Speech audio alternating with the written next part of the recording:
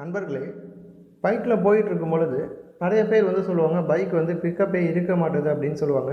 பைக்கோட பிக்கப் அப்படின்னு எடுத்துக்கிட்டோன்னா, பைக் ஓட்டுறோம் அப்படின்னா செகண்ட் கியர்லேருந்து third gear, fourth gear, fifth gear அப்படின்னு நம்ம வந்து மாற்றும் பொழுது எந்த அளவுக்கு வேகமாக நம்ம கியரை மாற்றுறோமோ அதே அளவுக்கு பைக்கும் வந்து வேகமாக போகணும்.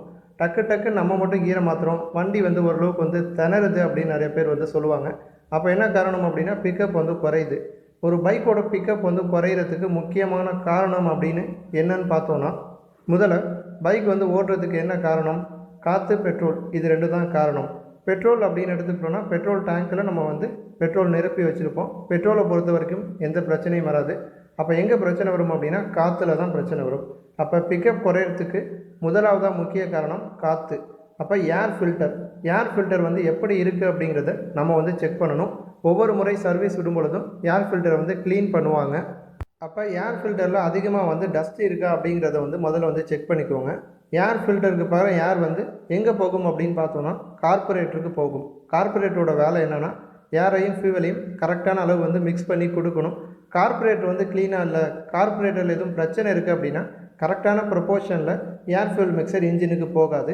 அப்போ ரெண்டாவதாக கார்பரேட்டரில் வந்து எதுவும் பிரச்சனை இருக்கா அப்படின்னு நம்ம பார்க்கணும். கார்பரேட்டரை வந்து க்ளீன் பண்ணணும். மூணாவது விஷயம், ஏர் ஃபியூல் மிக்சர் இன்ஜினுக்குள்ளே போயிடுச்சு, எரியணும். அப்போ எரியறதுக்கு என்ன தேவை? ஸ்பார்க் தேவை. அப்போ மூணாவதாக ஸ்பார்க் ப்ளக்கில் எதுவும் ப்ராப்ளம் இருக்கா? ஸ்பார்க் ப்ளக்கையும் ஒவ்வொரு முறை சர்வீஸ் விடும் பொழுதும் நம்ம வந்து சுத்தம் பண்ணி வச்சுக்கிறதும் வந்து நல்லது தான். இப்போ ஸ்பார்க் ப்ளக்கில் எதுவும் பிரச்சனை இருந்தாலும் நமக்கு வந்து பிக்கப் வந்து குறைதான் செய்யும். அப்போ முக்கியமாக 3 விஷயங்கள்: ஏர் ஃபில்டர், கார்பரேட்டர் மற்றும் ஸ்பார்க் ப்ளக். இது 3ம் வந்து கரெக்டாக இருக்குது, க்ளீனாக தான் இருக்குது. இருந்துமே மைலேஜ் வந்து எனக்கு வந்து குறையுது, பிக்கப் வந்து குறையுது அப்படின்னா இன்ஜின்குள்ளே எதுவும் ப்ராப்ளம் இருக்கலாம். இன்ஜின் போர் வந்து எதுவும் வியர் ஆகிருக்கலாம். அதேமாதிரி பிஸ்டனோட ஹெட்டு வந்து வியர் ஆகிருக்கலாம். அந்த மாதிரி காரணம் இருந்தாலும் பைக்கோட வந்து பிக்கப் வந்து குறையும். இன்ஜின் போர், பிஸ்டன் ஹெட் இதெல்லாம் வந்து எப்படி வந்து தேய்மானம் அடையும் அப்படின்னு பார்த்தோன்னா, நம்ம வந்து கரெக்டான இடைவெளியில் வந்து இன்ஜின் ஆயில் மாற்றலை, கொஞ்சம் டைம் விட்டு மாற்றுறோம், ஒரே இன்ஜின் ஆயிலில் ரொம்ப நாள் ஓட்டுறோம் அப்படிங்கிற பட்சத்தில் இன்ஜின் போர், பிஸ்டன் ஹெட் இதெல்லாம் வந்து தேய்மானம் வந்து அடையலாம்.